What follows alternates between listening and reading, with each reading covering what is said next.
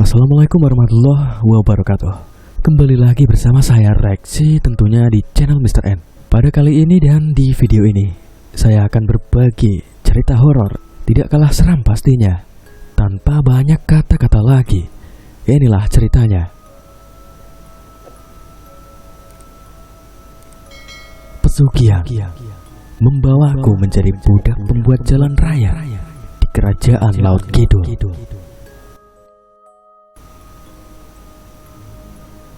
Ini adalah kisah nyata yang dialami oleh kakekku dan salah seorang temannya. Kisah yang sejak dulu disimpan sangat rapat karena kakekku tidak ingin menjadi bahan gunjingan dan dianggap sebagai penyembah setan jika sampai cerita ini menyebar ke tetangga. Apalagi di lingkungan desa seperti ini, berita sekecil apapun cepat sekali menyebar. Aku memilih membagikan kisah nyata ini dengan pertimbangan aku bisa menutup identitas tokoh asli. Jadi tidak akan ada pihak yang merasa terintimidasi atas cerita ini. Selain itu, kisah ini mempunyai hikmah yang patut direnungkan. Kakekku sebut saja namanya Mbah Sodik. Mbah Sodik merupakan orang asli Dukuh Gelempang Pasir, Adipala Cilacap. Beliau menikah dengan nenekku, orang Wanadadi Banjarnegara.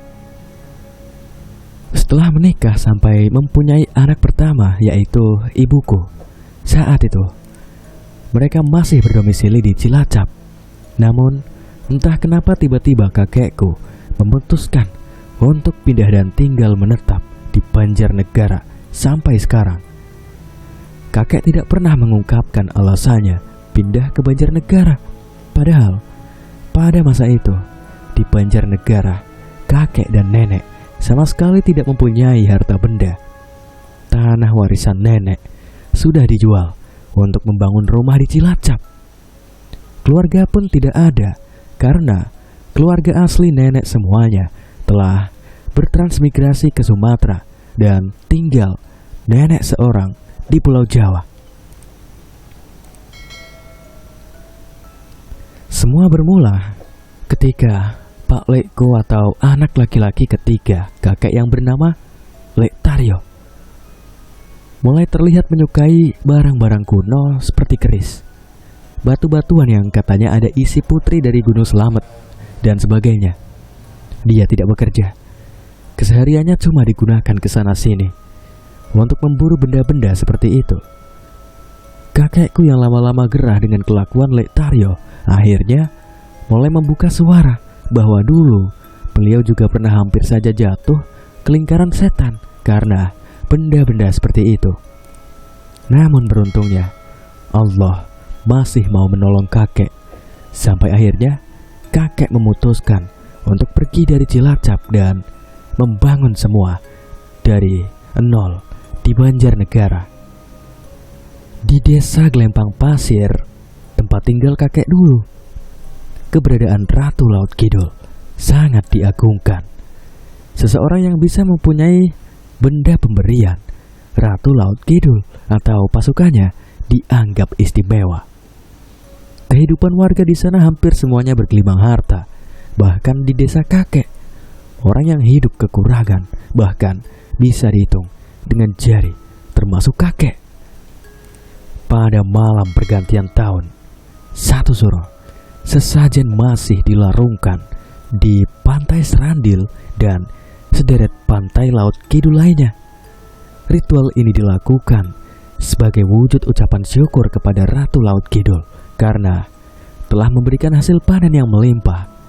Awal mula, kakek hampir terseret lingkar setan karena dulu keadaan ekonomi kakek dan nenekku setelah menikah sangat memprihatinkan. Apalagi setelah melahirkan anak pertama, kakekku merasa kenapa cuma nasib dia yang seperti ini.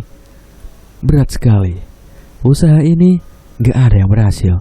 Sedangkan jika melihat orang lain seperti Pak Joko, Pak Gidro, hidupnya terlihat mewah.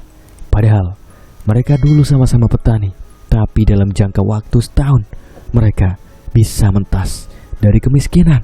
Dan sekarang sudah menjadi salah satu orang terkaya di daerahnya. Naasnya, baik Pak Joko dan Pak Gidro, keduanya tidak mempunyai umur panjang. Di usianya yang baru menginjak kepala 3, mereka sudah dipanggil oleh Yang Kuasa.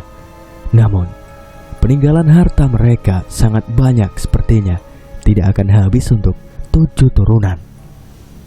Saat panggilan kubur Pak Joko, kakekku bertemu dengan teman dari desa tetangga, namanya Misro. Misro juga merupakan orang yang cukup terpandang karena Misro menyarankan kakek untuk ikut bekerja dengannya. Dijamin kehidupannya akan jauh lebih baik jika ikut bekerja dengannya. Kakek yang saat itu memang sedang putus asa karena keadaan ekonomi, dengan senang hati menerima ajakan Misro. Kakek ingat sekali malam itu adalah malam Jumat Kliwon, ketika Misro mengajak kakek untuk bertemu dengan seseorang di Pantai Serandil. Di tepi Pantai Serandil, mereka bertemu dengan Mbah Jarwo. Tanpa basa-basi, Mbah Jarwo menanyakan, "Kamu pingin seperti Misro?" "Iya Mbah, pingin kerja bareng Misro." "Nanti saya bukakan jalan. Kamu lurus aja ke kerajaan sana. Bilang sama yang punya, kamu maunya apa?" Mbah Jarwo menyuruh kakek untuk berdiri menghadap ke pantai dan memejamkan mata. Kakekku sebenarnya tidak mengerti maksudnya apa, tapi beliau menurut saja sambil menutup mata. Sayup-sayup terdengar suara riuh berisik sekali. Suaranya macam-macam. Ada suara seperti bunyi benturan 2 benda keras. Lalu ada yang meronta tolong-tolong. Kakekku mulai membuka mata dan kagetnya dia melihat pemandangan di depannya. Ada jalan raya besar yang terbuat dari aspal, dan di sisi kanan kirinya banyak sekali pekerja jalan dengan baju compang-camping sedang memecah batu. Ada yang sedang menggendong batu, tapi mereka bekerja sambil menangis. Di ujung jalan raya besar ini terlihat istana yang sangat megah, gemerlap dan besar. Kakekku berjalan pelan di jalan raya besar, hendak masuk ke istana besar. Namun, di tengah perjalanan, kakekku merasa ada yang memanggil namanya. Kakekku celingukan mencari asal suara tersebut, karena beliau yakin dan jelas ada suara yang memanggil namanya. Lalu, pandangannya berhenti pada seorang yang sedang memegang pemecah batu, dan di belakangnya ada yang sedang memecut punggungnya. Kakekku memperhatikan wajahnya. Siapakah dia? Kenapa tahu namanya? "Sodik, pulanglah. Jangan kesini. Lari, Sodik." Seketika kakekku sadar kalau itu adalah Pak Joko yang baru dikuburkan beberapa hari yang lalu. Ya Allah, kenapa Pak Joko ada di sini? Dengan tubuh merinding dan ketakutan, kakekku balik badan dan lari sekuat tenaga. Tapi rasanya seperti jalan di tempat. Kakekku berteriak, "Ya Allah, hamba tidak mau menjadi seperti Pak Joko. Bantulah hamba ya Allah, tolong hambamu ini." Lalu kakekku meneriakkan semua surat-surat pendek yang ia hafal. Alhamdulillah, entah bagaimana ceritanya, kakekku sudah sampai di tepi Pantai Serandil lagi. Kakekku sadar dan ingat bahwa ia sudah sampai di Pantai Serandil. Tapi kejadian selanjutnya ia tak mengingatnya karena ia pingsan. Kakekku merasa sangat beruntung karena ia bisa kembali ke Pantai Serandil dengan selamat. Cerita punya cerita, ternyata itu adalah cara mendapatkan pesugihan secara instan. Dan sudah banyak sekali korbannya. Orang-orang yang dijadikan budak membuat jalan menuju kerajaan Laut Kidul itu adalah mereka yang melakukan pesugihan. Na'udzubillah min dzalik. Setelah kejadian itu, kakek memilih memboyong keluarganya dari Cilacap ke Banjarnegara. Tapi memang seperti itulah mitos dan mistisnya daerah tempat tinggal kakek. Pantai Serandil yang letaknya hanya berjarak beberapa kilometer saja dari rumah kakek dulu, terkenal sebagai gerbang menuju Kerajaan Laut Kidul. Bahkan sampai sekarang masih banyak yang mempercayai hal tersebut. Fakta atau hanya mitos, aku sendiri kurang memahaminya, karena sebagai manusia biasa yang awam akan hal mistis, aku tidak pernah merasakan hawa misterius apapun ketika berkunjung ke Pantai Serandil. Bagiku, Pantai Serandil hanyalah pantai biasa, sama seperti pantai-pantai lainnya. Dan cerita pun tamat. Penonton setia Mr. N, itulah cerita horor untuk kali ini.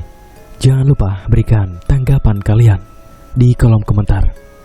Wassalamualaikum warahmatullahi wabarakatuh.